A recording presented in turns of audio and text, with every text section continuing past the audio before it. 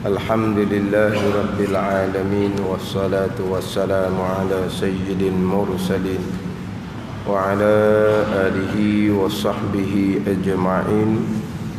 Rabbi syrah li sadri wa yassir li amri wahlul 'uqdatam min lisani yafqahu qawli. Subhanaka la ilma lana illa ma 'allamtana innaka antal alimul hakim. Wala hawla wala quwwata illa billahil aliyyil azim. Kitab Penawar Bagi Hati, muka surat 21, baris yang ketiga daripada bawah. Qala al-muallifu rahimahullahu ta'ala wa nafa'ana bi'ulumihi amin. Dan yang ketiga, bahawasanya jantung itu, yakni hati itu, raja bagi segala anggota, dan sedang segala anggota itu mengikut ia segala anggota akan perintah rajanya. Dan apabila baik jantung itu, yakni baik hati itu, nescaya baik segala anggota. Dan apabila jahat jantung itu, nescaya jahat segala anggota. Mana dalilnya? Sabda Nabi sallallahu alaihi wasallam, inna fil jasadi mudghah iza saluhat saluhal jasadu kulluh wa iza fasadal jasadu kulluh ala wahiyal qalb. Dan yang ketiga daripada beberapa perkara, yakni 5 perkara, 5 sebab, 5 kerana. Kenapakah wajib atas kita memelihara jantung, yakni qalbun ruhani, pelihara hati daripada segala sifat-sifat yang dicela, dan wajib atas kita menghiasi hati dengan segala sifat yang dipuji. Yang mana terdahulu pengarang Syekh Abdul Qadir Al-Mandili mengatakan bahawa wajib atas kita pelihara hati daripada sifat cela dan hiasi hati dengan sifat yang dipuji pada syarak. Kenapa? Kerana beberapa perkara, kerana beberapa sebab. Didatangkan 5 sebab, 5 kerana. Kenapakah wajib atas kita pelihara hati daripada sifat kecelaan dan hiasi hati dengan segala sifat kepujian? Kerana beberapa perkara. Yang pertama dahulu, kerana Allah Subhanahu wa ta'ala mengetahui apa yang ada di dalam hati kita. Bila Allah mengetahui apa yang ada di dalam hati kita, maka kita kena peliharalah hati kita daripada sifat-sifat yang dicela. Takutlah kitanya jikalau hati kita bersifat dengan sifat yang dicela, yang diketahui oleh Allah Subhanahu wa ta'ala. Allah Ta'ala berfirman, wallahu ya'lamu ma fi qulubikum. Dan Allah Ta'ala mengetahui akan barang yang, sifat-sifat di dalam hati kamu. Dalam ayat yang lain, innahu alimun bizatis sudur. Allah Ta'ala mengetahui perkara yang terkandung di dalam dada kita, di dalam hati kita. Jadi apabila Allah Ta'ala mengetahui apa yang ada di hati kita, maka kita takut Allah Ta'ala mengetahui jikalau hati kita bersifat dengan sifat yang dicela pada syarak. Itu sebab yang pertama, kenapakah kita wajib pelihara hati daripada sifat yang dicela dan menghiasi hati dengan sifat yang dipuji. yang mana pembicaraan pelera hati daripada sifat yang dicela, hiasi hati daripada sifat, hiasi hati dengan sifat yang dipuji. Inilah maudhu' tempat pembicaraan kita belajar ilmu tasawuf berkaitan dengan pembicaraan sifat-sifat yang datang ke atas hati kita. Yang mana faedah kita mengaji ilmu tasawuf adalah kita boleh memelihara hati daripada sifat yang dicela, dan kita boleh menghiasi hati dengan sifat yang dipuji pada syarak. Jadi sebab yang pertama, kerana Allah mengetahui apa yang terkandung di dalam hati kita. Adapun manusia, dia hanya tahu hak kok zahir saja. Jadi kod dalam hati ni, kalau kita guana-guana dengan dia pun kita dah takut lah. Sebab kita wak manis dah kod luar, kod dalam tu macam mana punya hati kita tu dah takut kita. Sebab dia dah tahu dalam hati kita. Dia cuma tengok kita manis kat luar, baik kat luar, dia pun kata kita baiklah dengan dia. Kod dalam kita macam mana, dia dah tahu. Kalau kat dalam kita tak berahi ke dia pun kita dah takut. Sebab dia dah tahu yang kita ni tak berahi, tak berkenang, tak suka ke dia. Itu kita sesama kita. Adapun kita ni bicara berkaitan dengan hubungan hati kita dengan Allah, yang mana Allah mengetahui apa yang terkandung di dalam hati kita. Kalau kita hanya setakat kok zahir sahaja kita turut perintah Allah, tapi perintah batin kita tak turut, itu ciri-ciri sifat nifak. Sifat nifak, sifat pura-pura.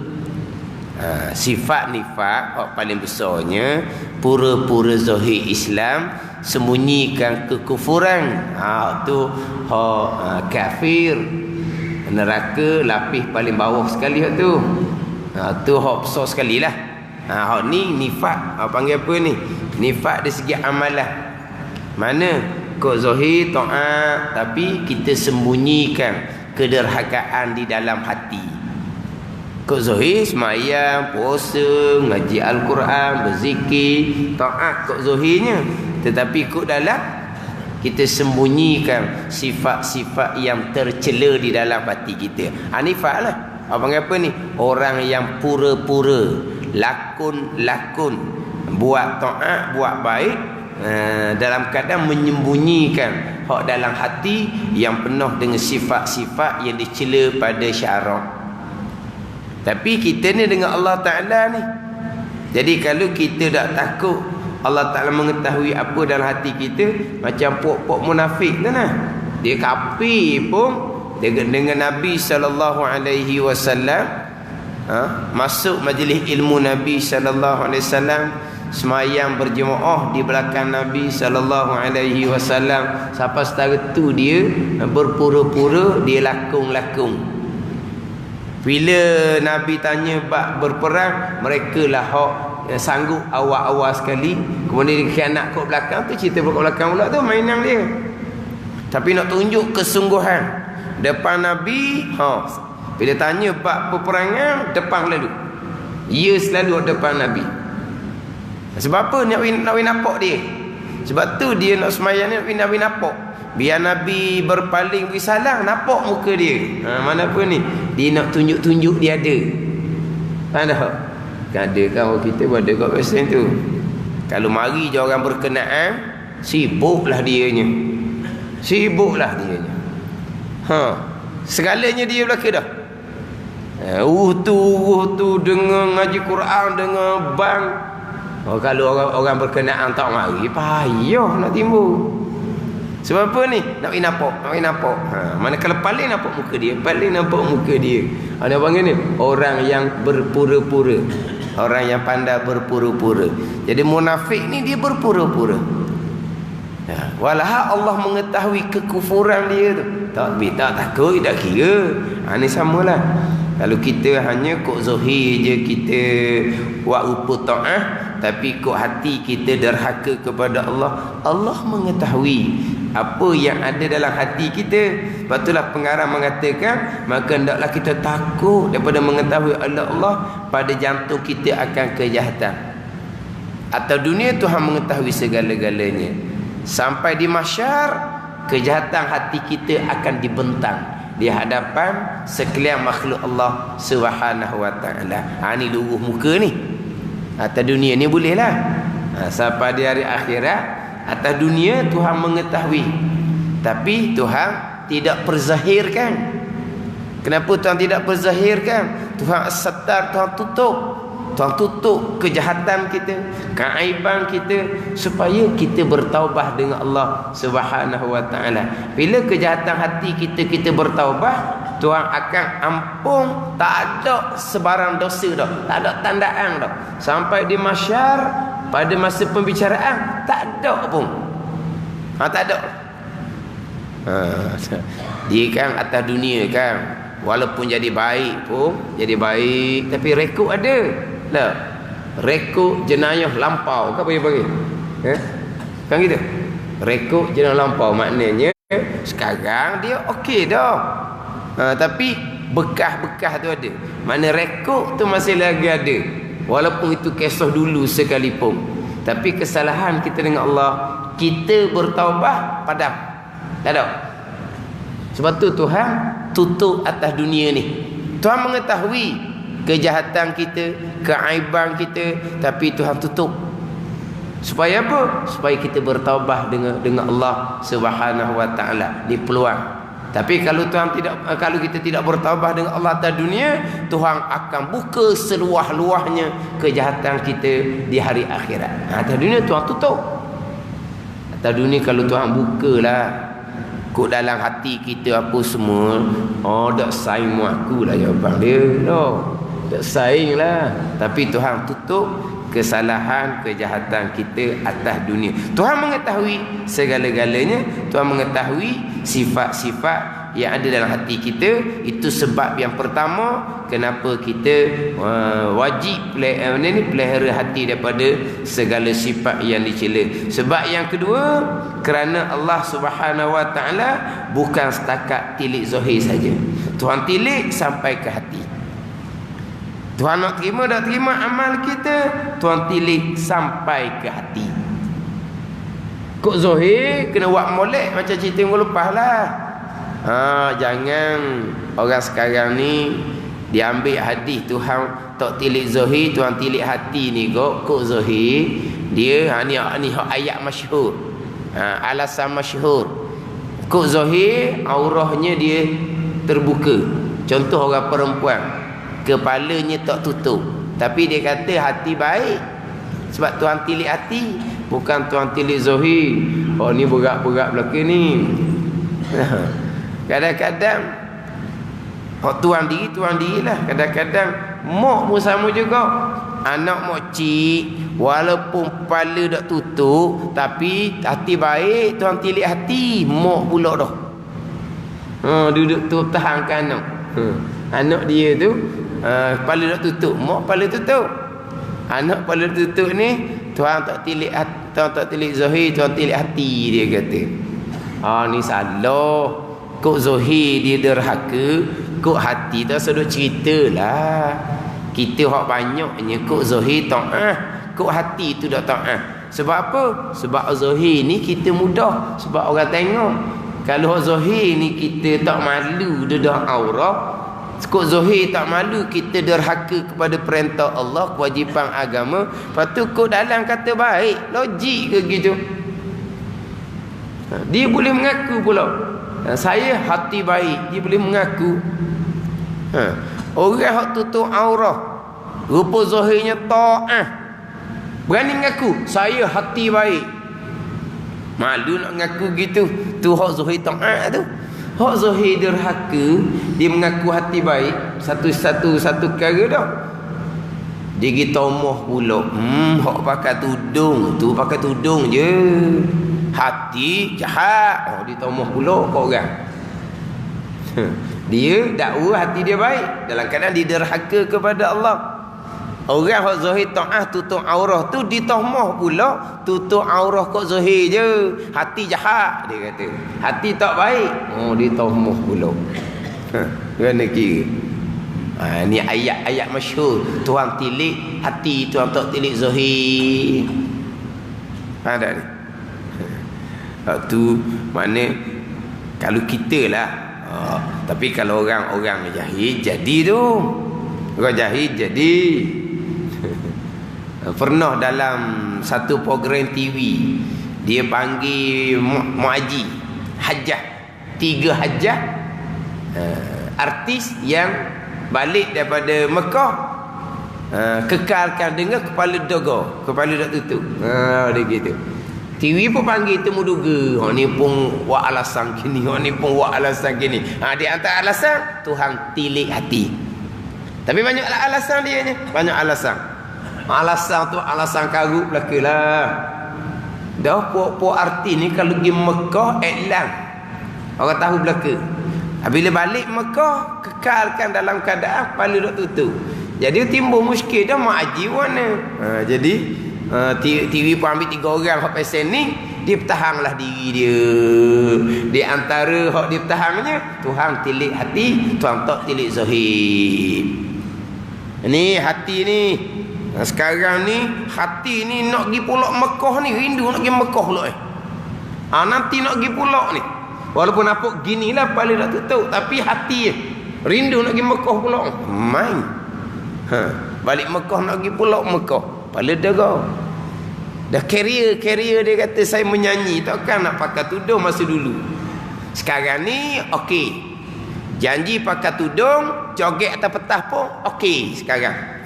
Sekarang dia punya apa ni? Pattern lain. Faham tak ni? Janji pakai tudung, joget macam mana pun okey. Pakai tudung je. Gimana? Samalah juga. Janji pakai tudung, berlari di hadapan lelaki ajnabi pun okey, sebab pakai tudung dah. Gimana? Tapi sekurang-kurang dilepas sebahagian. Aurah dia tutup. Sela-sela lah. Sela-sela lah sebab dia tutup dah. Tak berdosa dah bab tutup aurah. Hak dia pakaian nampak betul tubuh waktu berlari pula kau ramai tu, sela-sela lah dia kata. Ada ni. Jadi yalah. Oleh kerana dah pakai tudung, jadi hak salah-salah tu tak apalah. Sela-sela pakai bila main gitu. Betul lah. Dari segi ditutup kepala tu tak boleh pahala, tak berdosa dah dianya. Dari segi dia berjoget atas petah dah, tu bak lain pula dia kata. Tapi jadi satu trend pula dah. Janji pakai tudung je. Janji pakai tudung, lepas tu lain-lain tu. Jadi masa tu ni cerita lama ni, tak ada lagi trend pakai tudung joget atas petah, tak ada lagi masa tu. Kalau nak joget atas petah tak boleh pakai tudung lagi masa tu. Kalau sekarang ni trend lain dah. Ke mana?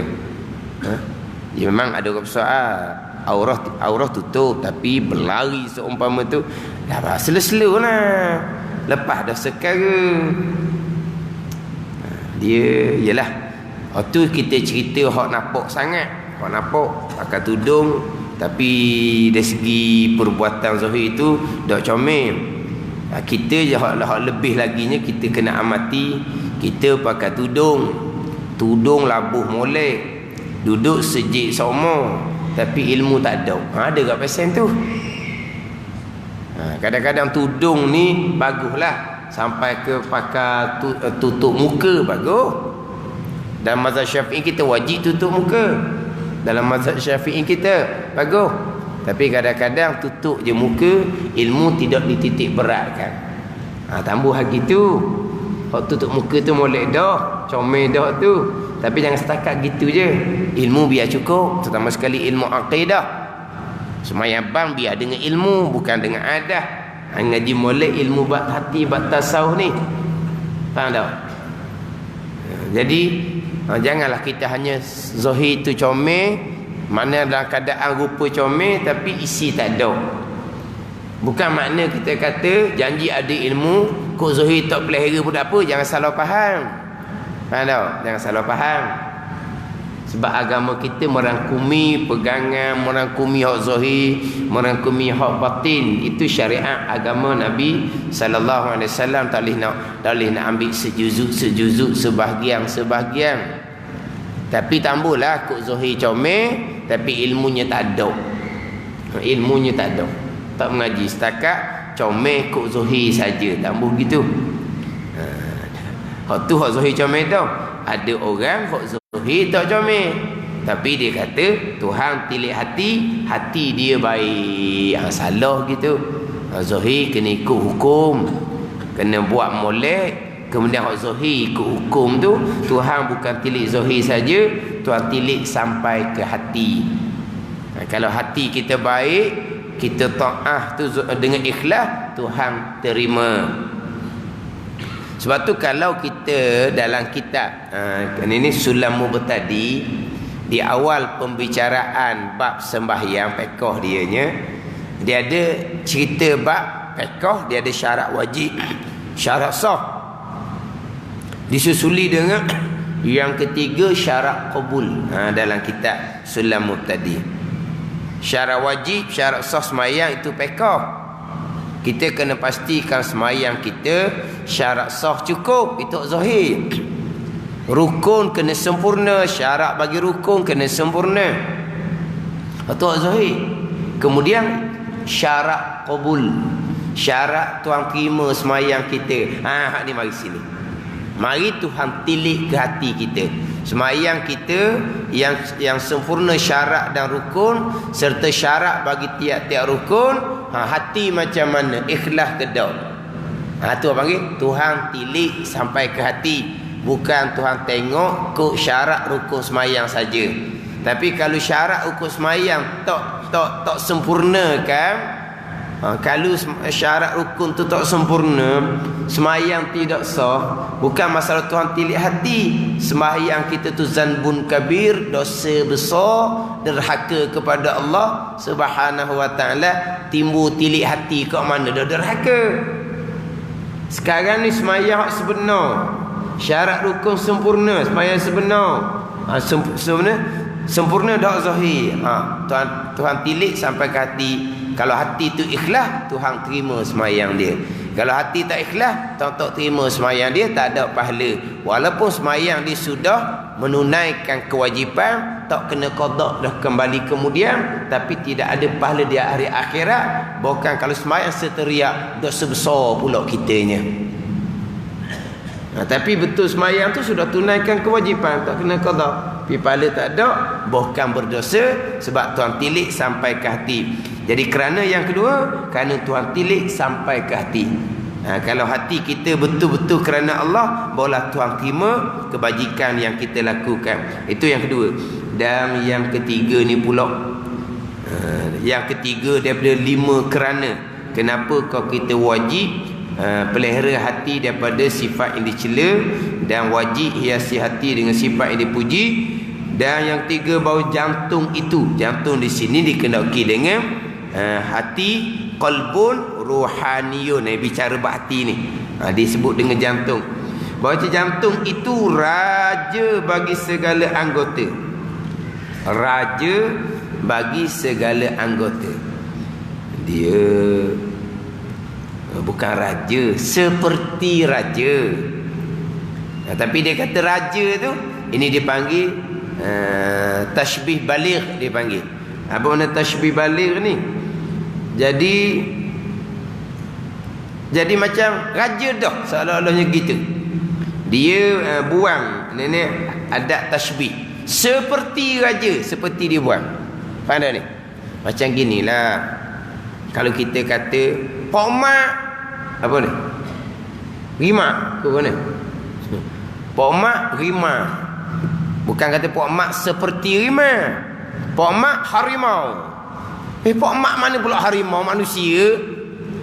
Kita nak serupakan dengan harimau. Kenapa tidak kata Pak Mak seperti harimau? Dia tashbih baligh ni nak serupa sungguh. Sama-sama backing rima. Backing Pak Mak lagi daripada harimau tu, seolahnya gitu. Buang seperti yang. Sepatutnya Pok Mak seperti harimau, seperti pada perkara apa, wajah syabah dia apa, mana tempat serupa pada backing. Tapi tak ada dah seperti ada dah. Pok Mak harimau. Ataupun boleh ni, Pok Mak bodoh, Pok Mak lembu. Begitu. Lembu bodoh tak ke apa. Tu makna apa? Serupa dah lalu. Tak ada dah seperti tak ada. Ini samalah. Hati ni seperti raja. Jadi raja sungguh-sungguh, buang dah sepertinya. Jadi jantung hati ni raja bagi segala anggota. Ada seolah-olah je seperti raja pada segala anggota yang lain, tapi buanglah seperti itu. Seolah-olah pun buang. Raja lah dah. Hati ni raja. Dan segala anggota itu mengikut ia akan perintah rajanya. Yelah, kita mata, telinga, lidah pun turut dalang lah. Faham tak? Hati kenang, mata pun tengok. Ke mana? Hati suka dengar, telinga pun tak ada lah. Faham tak? Mana kalau hati ni berasa tak kenal, berasa benci, dia pun perintahlah lidah, kata gitulah, kata ginilah. Faham tak? Mari hati. Hati pun perintah tangan lah, duk tekan waktu, tekan waktu ni, kata gitu, kata gini. Mari mana tu? Ni mari dalam. Makna patutlah kata, kalau kok Zohir tu berat. Mari daripada hati lah. Hati dia berat lah tu. Hati dia berat. Faham tak? Dan bila Zohir tu berat, jangan kita kadang-kadang nampak je mulut dia jahat, hati dia baik. Tak betul cakap gitu. Kalau mulut dia tu jahat, hati jahat lah. Ada kata kan, nampak je mulut jahat, hati baik. Dia cakap kan, cakap ni, cakap tak ni, tak kira ni. Dan nak kata dia kata. Orang tu malu ke macam mana tak kira. Ni makna mulut itu jahat tapi hati baik gitu. Kalau mulut tu jahat, hati tu jahat lah. Mulut manis kadang-kadang hati jahat. Hak mulut manis tu pun kadang-kadang hati jahat, cuma dia berpura-pura mulut manis. Tapi kalau mulut jahat, tak ada lah hatinya. Faham tak ni? Kalau aurah tak tutup, hati saya ceritalah. Aurah tutup tu hati belum tentu baik tu. Mulut manis tu hati belum tentu baik. Tapi kalau mulut jahat, mari mana tu? Kok mulut jahat? Mari daripada hati. Sebab Zohir akan ikut perintah rajanya. Dan apabila baik jantung itu, umpama raja ni, nescaya baik segala anggota. Sebaliknya, dan apabila jahat ia, nescaya jahat segala anggota. Hati baik, anggota hak lain pun jadi baik. Hati jahat, anggota hak lain pun akan jadi jahat. Mana hak kata, hak dalam kitab ni kata, ni hati jantung ni umpama raja. Sabda Nabi sallallahu alaihi wasallam, inna fil jasadi mudghah iza saluhat saluhal jasadu kullu wa iza fasadat fasadal jasadu kullu ala wahiyal qalb. Artinya dia ada nombor 1, ada bawah tu. Rawahu Syaikhan Bukhari Muslim anin Nu'man bin Bashir radhiyallahu anhuma. Artinya bahawasanya ada di dalam tubuh itu, di dalam tubuh dan jasad itu, sepotong daging. Yang asal mudghah ni, mudghah ni dia asalnya daripada air mani, nutfah air mani. Cukup 40 hari jadi mudghah. Cukup 40 hari jadi alaqah. Cukup 40 hari jadi mudghah. Tapi di sini bukan mudghah tu ni. Ini mudghah ni jantung tu, hati tu. Nak cerita bab hati ni, bukan nak cerita bab kesihatan. Sepotong daging hati tu Hati tu baik, maka baiklah anggota. Ke mana? Mana kalau hak jasmani, kalau hati jasmani, jantung jasmani umpama jantung pisang tu kan, dia mana kalau bab kesihatan hak jasad ni lah, memang gitu. Tak semestinya dah. Dia punya jantung dia comel, tapi hak lain penyakit banyak. Hak tu dia penyakit lain pula tu dah. Hak jantung jasmani tu, hak tu sakit lain. Tapi kalau jantung jasmani tu sakit, anggota lain sakit juga lah. Tak semestinya dah.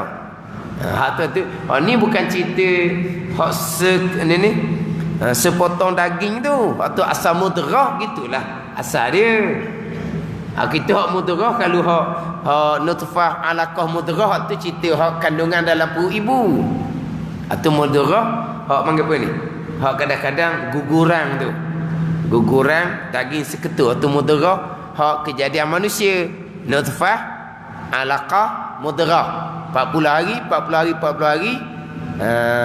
120 hari, 4 bulan diutuskan malaikat, diperintahkan tiup roh dan diperintahkan catat 4 perkara itu. Tu hak lain tu. Tu mudrah lain. Tu mudrah hak asal kejadian manusia. Mudrah asal kejadian manusia. Hak ni mudrah ni cerita ni hati. Hati. Bahawasanya dalam jasad itu sepotong daging, yakni hati. Apabila baik ia, baik sepotong daging tu,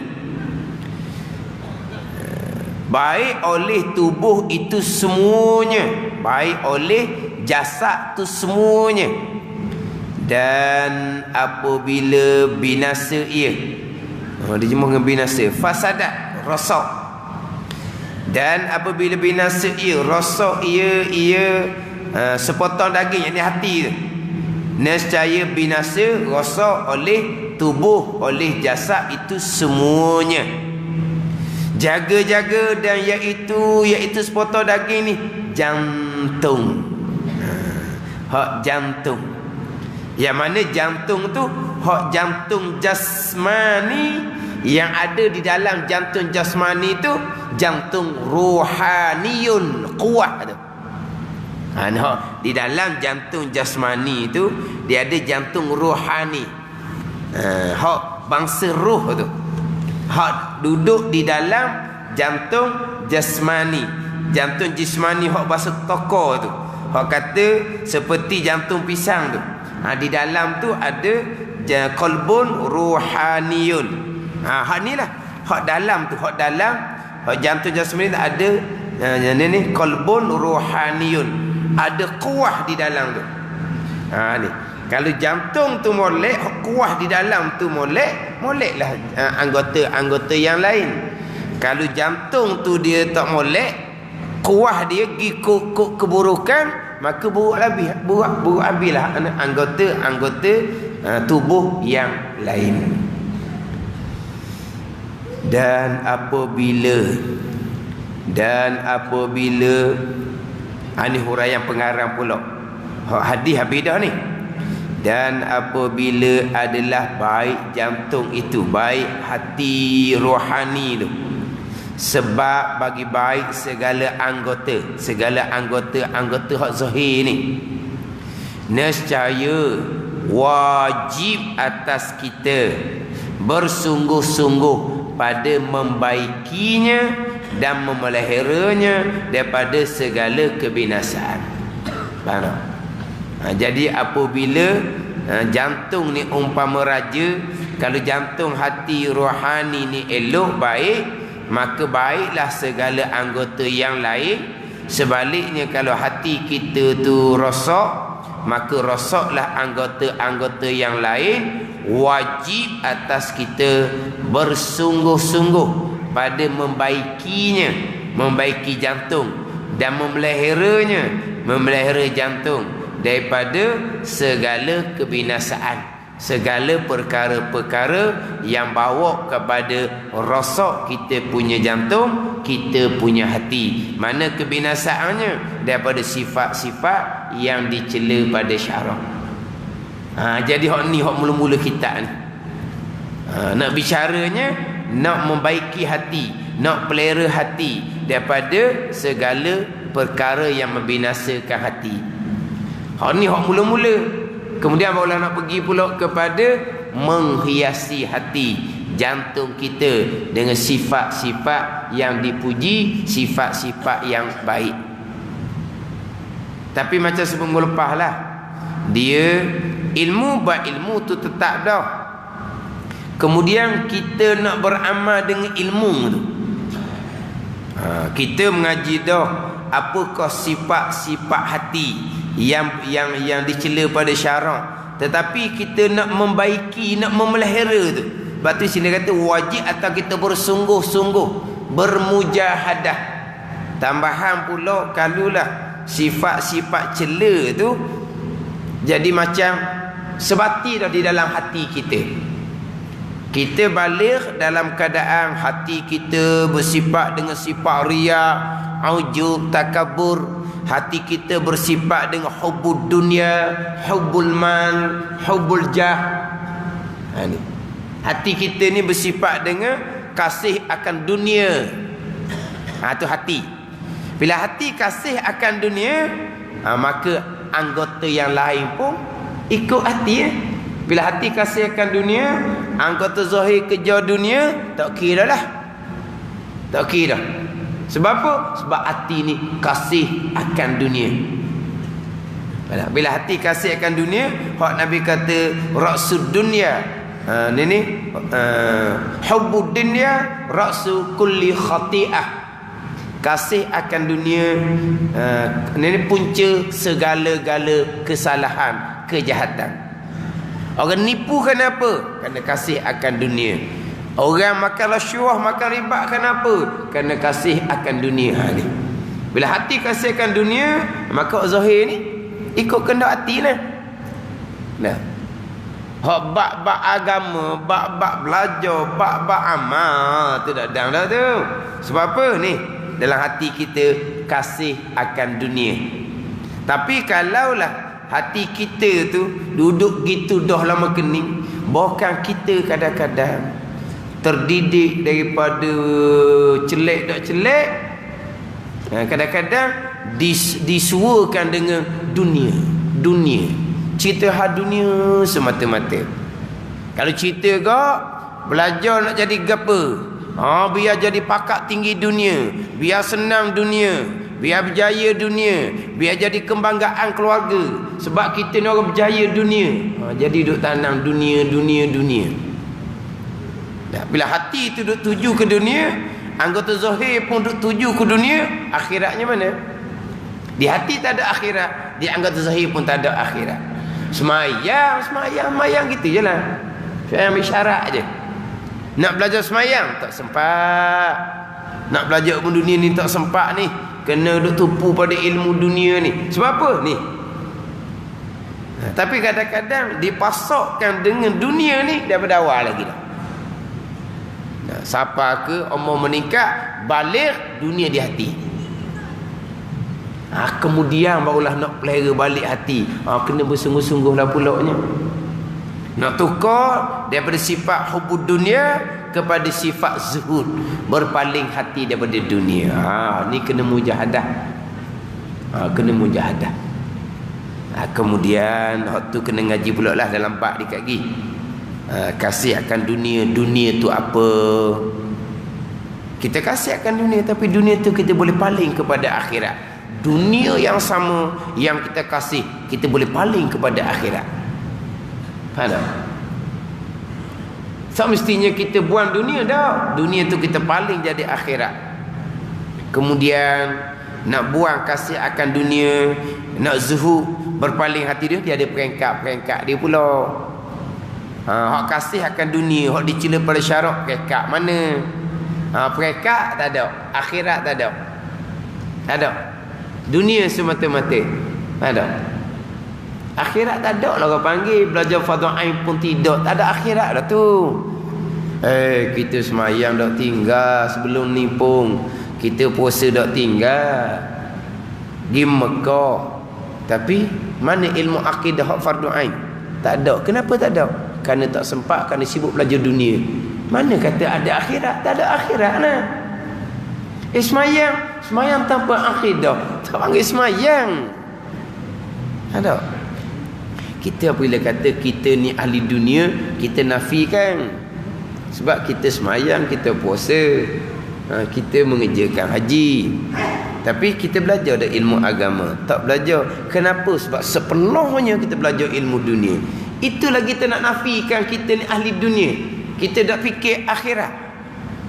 Kita nak nafikan kok mana lagi? Fikir akhirat lah. Kita semayang, kita puasa. Kalau fikir akhirat, semayang puasa dengan ilmu, baru fikir akhirat. Semayang puasa tapi ilmu tidak diterima. Dia tidak diterima, fikir akhirat macam mana? Nak fikir akhirat macam mana? Kalau semayang puasa kita tidak diterima sebab tanpa ilmu akidah, tanpa ilmu fiqh, tanpa ilmu tasawuf keikhlasan, itu bukan panggil fikir akhirat. Fikir dunia lah semata-mata. Tu kata-kata kadang-kadang tu mari daripada didikan lagi tu. Lepas tu macam mana? Kena bersungguh-sungguh kan. Kena bersungguh-sungguh, kena pelihara hati daripada segala sifat-sifat yang membinasakan hati kita. Tapi dia ada peringkat-peringkat dia lah. Dia perkara ni tak boleh kata skak serta-merta, tidak. Dia ada peringkat-peringkat. Satu-satu peringkat. Mula-mulanya berpaling hati daripada dunia yang diharamkan. Hak haram tak sama sekali. Hak halal kasih. Hak haram tak sama sekali. Tu mula-mula tu. Dia sedikit demi sedikit. Sedikit mesti, tapi kena mujahadah. Tapi kita kena maklum molek lah apa di dunia, apa di akhirat. Jadi pembicaraan sifat cela hubud dunia dia akan cerita apa di dunia. Kemudian pembicaraan sifat mahmudah yang kita wajib hiasi dalam hati zuhud, apa di zuhud? Itu fardu ain belaka tu. Apa di zuhud? Apa di hubud dunia? Ini semua ilmu-ilmu yang wajib dia ajar kepada anak-anak kita sebelum mereka masuk umur baligh.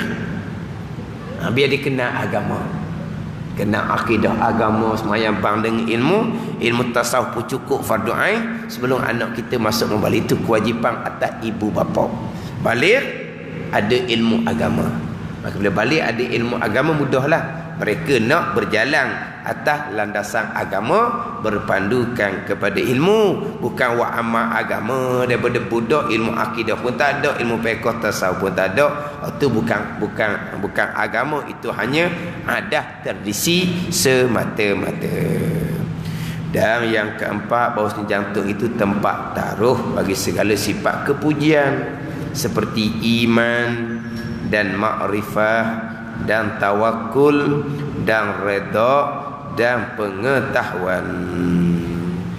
Wallahu a'lam. Bismillahirrahmanirrahim. Alhamdulillahirabbil alamin wassalatu wassalamu ala sayyidil mursalin wa ala alihi wa sahbihi ajma'in. Allahumma aftah alaina futuhal arifin. Allahumma allimna ilma akdamin wa fahimna famas sabiqin warzuqna riqat talibin. Allahumma zidna ilman wa alhiqna bis salihin. Wa sallallahu ala sayyidina Muhammadin wa ala alihi wa sahbihi wa sallam. Walhamdulillahi rabbil alamin.